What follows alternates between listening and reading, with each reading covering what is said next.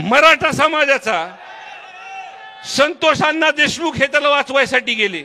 मी मुद्दाम ही गोष्ट काय सांगतो, ह्याच्यामध्ये जातीचे समीकरण कसे आहेत बघा। आणि पहिल्यांदा नाव अधिवेशनात घेतो तो ओबीसी समाजाचा। विटेकर साहेब, तुम्ही बोलताना ऐकत होतो मी, सभागृहामध्ये पहिल्यांदा ही गोष्ट झाली की एका विषयामध्ये सर्व सत्तेच्या लोकांनी तिथं बोललेत। आमचे दसांना अजून 5 मिनिटं जर तिथं बोलले असते तर सभागृह रडला असतं। पण ह्या सुद्धा व्यासपीठावरती आज सर्वच पक्षाचे लोक आहेत, सत्ताधारी पक्षाचे लोक आहेत आणि फक्त न्याय उठवण्यासाठी मागतात। विटेकर साहेब, जो कोणी आहे तो नाही, ते वाल्मिक कराडाचे। मी आधीपासून जी मागणी करतोय की 6, 9 आणि 11 हे 3 दिवस, 2 मिनिटं बोलून द्या मला। 6, 9 आणि 11 या 3 दिवसाचं जर रेकॉर्ड काढलं, मला चांगलं माहिती, धसांनाला मी रोज बोलतो, अण्णा ओ अण्णा, तर तपासामध्ये सुद्धा काय चालू आहे काय नाही ह्यांचे सीडीआर पासून मी काय म्हणतो, फक्त हे वाल्मिक अण्णाच नाही, लई जण येणार त्या सीडीआर वरती, तुम्हाला सांगतो मी। आणि सीडीआर वर आल्यानंतर अण्णा, पण मला एक गोष्ट प्रामुख्याने तुम्हाला आधी सांगायची, मी भाषण जास्त करणार नाही। मला जेवढं माझ्या काही कानावरती आलंय, हे ज्या पद्धतीने हे अटक झालेत, हे फिल्मी स्टाईलने अटक झालेत।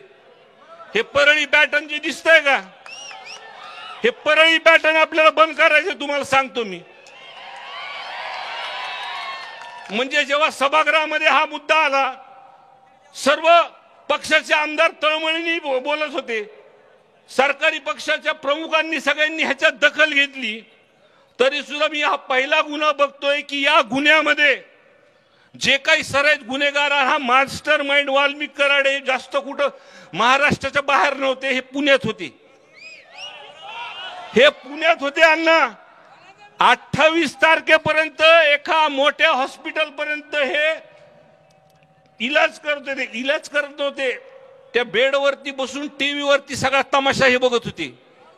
आणि ज्या वेळेस बीड जिल्ह्यामध्ये आपल्यासारखे लोक जेव्हा रस्त्यावर उतरले, त्या दिवशीपासून हे फरार झालेत। माझी अजून एक मागणी अण्णा, तुम्ही बनता रे, तुम्ही सरकारमध्ये, की 28 तारखेपर्यंत त्या हॉस्पिटलचं नाव बी तुम्हाला सांगतो, पत्र बी देतो, त्या 8 दिवसामध्ये त्या हॉस्पिटलमध्ये कोण कोण ह्यांना भेटायला आले ते सीसीटीव्ही फुटेज मधून काढा।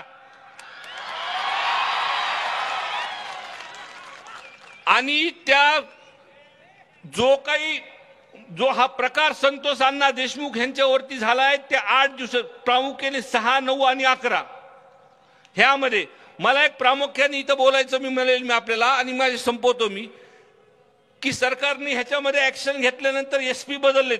काही गोष्टी खऱ्या सांगाव्या लागतील तुम्हाला, उगा विरोधी बाकावरती म्हणून मी बोलून जायचं, पण काही ऍक्शन घेतलेत। आमच्या जिल्ह्यात 2 नंबरचे धंदे बंद झालेत।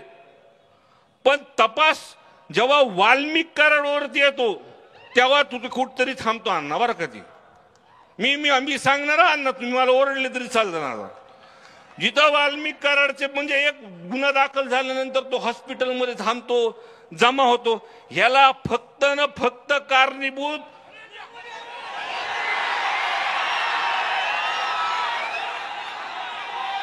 ह्याच्यामध्ये प्रामुख्याने गोष्टी मी सांगतो,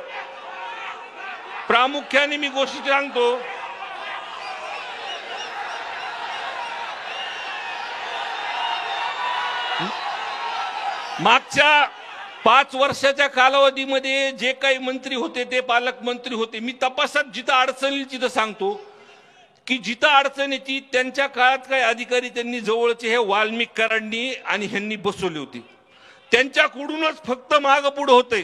साहेब, पाटील साहेब, हे प्रामुख्याने सांगतोय मी तुम्हाला, त्यांच्याकडूनच हे कुठंतरी माग पुढे होतोय। तर आमच्या 3च मागण्या आहेत आता।